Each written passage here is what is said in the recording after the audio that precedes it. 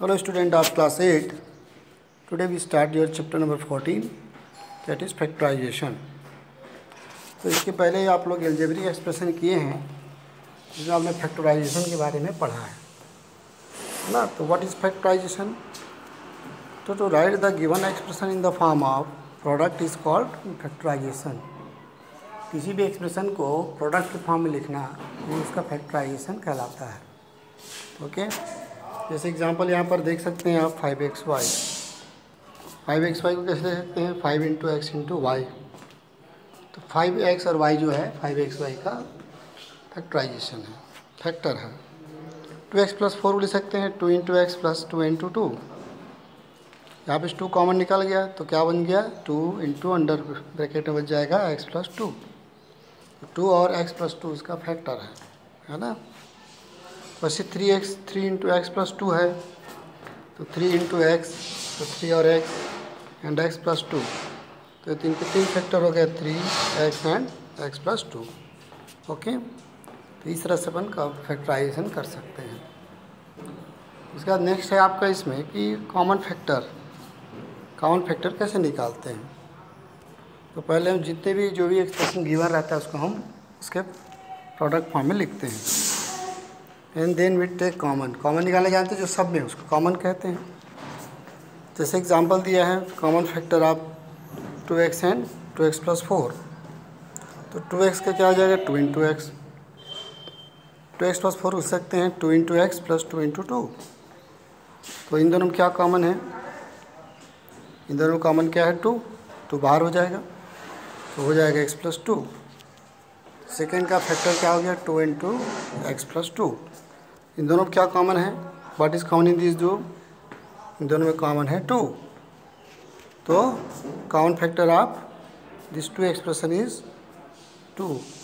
Okay, ऐसे और भी कुछ क्वेश्चन निकाल सकते हैं। Find the factor of 5xy and 10x। इसका आपको कॉमन फैक्टर निकालना है। फाइंड द फैक्टर, सिर्फ फैक्टर निकालना है। 5x से क्या आ जाएगा? 5 इंटू एक्स इंटू वाई और 10x का 2 इंटू 5 इंटू एक्स। तो what is common in this two? इन दोनों में कॉमन क्या है? इन दोनों में कॉमन है 5, दोनों के पास है, और x भी दोनों के पास है। तो क्या हो जाएगा? 5 and x is the common factor. Okay, लिख सकते हैं 5x। उसके बाद इसमें होता है बच्चों ग्रुपिंग मेथड। ग्रुपिंग मेथड से कॉमन फैक्टर फाइंड करना। यहाँ पे देखिए जैसे क्वेश्चन यहाँ पे दिया हुआ है कि 2xy plus 3x plus 2y plus 3। तो 2xy को लिख सकते हैं 2 into X into Y, 3x को 3 इंटू एक्स, 2y को 2 इंटू वाई इंटू 1 और 3 इंटू 1 को हम 3 लिख सकते हैं। तो इन दोनों को ग्रुप बना लेते हैं शुरू के 2 का, दोनों फर्स्ट और सेकंड टर्म का। तो कॉमन क्या है इन दोनों में? x कॉमन है तो बचा क्या? 2x plus 3। वैसे इन दोनों में क्या कॉमन है? लास्ट की 2, थर्ड और फोर्थ टर्म में कुछ ही कॉमन नहीं, मतलब 1 कॉमन है। 1 कॉमन रहता ही है। तो 1 बाहर आ गया तो क्या बचा यहाँ पे? 2y plus 3। अभी 2 टर्म हो गए, फर्स्ट टर्म सेकेंड टर्म। इन दोनों में फिर कुछ कॉमन है क्या? Yes, 2x plus 3 is common, 2y plus 3 is common. उसको हमने बाहर कर दिया तो बचा क्या यहाँ पे? x plus 1। फर्स्ट में x बचा, यहाँ पे सेकेंड में 1, तो x प्लस 1। तो इसका ग्रुपिंग मेथड से ये हो जाता है रीग्रुपिंग मेथड से इसका फैक्टर क्या हो जाएगा? Factor 2y plus 3 and x plus 1। ठीक है। वैसे यहाँ पे एक और क्वेश्चन है 6xy minus 4y plus 6 minus 9x। Okay, इसका भी आपको फैक्टर निकालना है। तो 6xy लिख सकते हैं 2 into 3 into x Y, 4y को 2 इंटू 2y, 6 को 2 इंटू 3 और माइनस 9x को माइनस 3 इंटू 3x।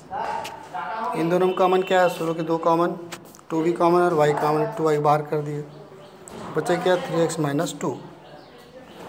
इन दोनों में कॉमन क्या है बच्चों? 2 और 3 में, सेकेंड थर्ड और फोर्थ टर्म में माइनस साइन कॉमन निकाल लीजिए पहले, और 3 कॉमन है। तो जाएगा -3 कॉमन, देन बचा क्या -2x plus 3y, 2x plus -2 plus 3x। अब इन दोनों में फिर कॉमन क्या है देखिए, इसको लिख सकते हैं, क्या लिख सकते हैं 3x माइनस 2 लिख सकते हैं बाद वाले टर्म को। तो 3x माइनस 2 दोनों में कॉमन है, 3x माइनस 2 कॉमन निकल गया तो बचा क्या 2y माइनस 3। तो दीज आर द फैक्टर। क्या क्या फैक्टर हो जाएगा 3x माइनस 2 और 2y minus 3 is the factor. तो इसको पहले आपको बहुत ध्यान से समझना है कैसे आता है। ये समझ में आ गया तो आपको एक्सरसाइज बनाने में कोई दिक्कत नहीं होगी। You will not find any difficulties, कोई डिफ़िकल्टी नहीं होगा आपको बनाने में। यहाँ पे एक्सरसाइज 14.1 है, अपन शुरू कर रहे हैं। Find the common factor of the given expression. यहाँ पे दिया 12x एंड 36, 12x एंड 36, तो 12x ले सकते हैं 2 इंटू 3 इंटू एक्स, 36 को 2 इंटू 2 इंटू 3 इंटू है ना 3, क्योंकि 4 9 जा 36, तो 2 इंटू 2 4 हो गया, 3 इंटू 3 9 हो गया। दोनों में कॉमन क्या है देख लीजिए, दोनों में 2 कॉमन है, 3 कॉमन है और एक और 3 कॉमन है ना, 2 2 और 3, 2 2 और 3 इसमें कॉमन है। तो 2 2 जा 4 3 जा 9, 4 3 जा 12, 12 इसका कॉमन फैक्टर हो जाएगा। वैसे सेकंड का भी है 2y और 22xy, 2y से 2 इंटू वाई, 22 को 2 into 11 into X into Y, दोनों में 2 2 कॉमन है, y भी कॉमन है, तो 2y कॉमन हो जाएगा। ठीक है, वैसे थर्ड को भी हमने सॉल्व किया है, फोर्थ को भी है ना, फोर्थ आपको होमवर्क है। फिफ्थ में 3 टर्म है, तीनों टर्म का अलग अलग फैक्टर निकाल लीजिए पहले, तीनों में जो कॉमन उसको लिख दीजिए।